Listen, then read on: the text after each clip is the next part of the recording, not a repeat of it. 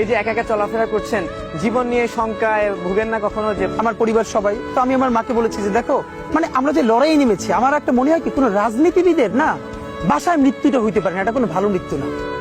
যিনি রাজনীতি করেন, যিনি লড়াই করেন, যিনি বিপ্লবী, যিনি সংগ্রামী, তার মৃত্যুটা হবে একটা সংগ্রামের মধ্য দিয়ে, একটা রাজপথে, একটা গ্লোরির মৃত্যু।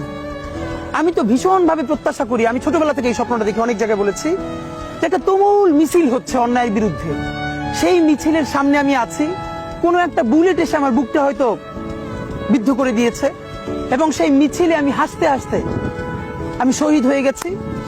এবং সবাই যখন মৃত্যুটাকে ভীষণ ভয় পায়, আমি তখন হাসতে হাসতে আল্লাহর কাছে ভীষণ সন্তুষ্টি নিয়ে পৌঁছতে চাই যে আমি একটা ন্যূনতম ওই জীবনটা লিড করতে পারলাম, যে আমি একটা ইনসাফের হাসি নিয়ে আমি আমার আল্লাহর কাছে পৌঁছতে চাই।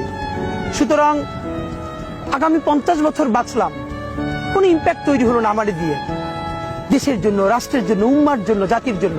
কিন্তু আমি ধরেন 5 বছর বাঁচলাম, সেটার মধ্য দিয়ে যদি আগামী 50 বছরের ইম্প্যাক্ট তৈরি হয়, তাহলে অনেকদিন বেঁচে থাকায় কি সাফল্যের বলেন?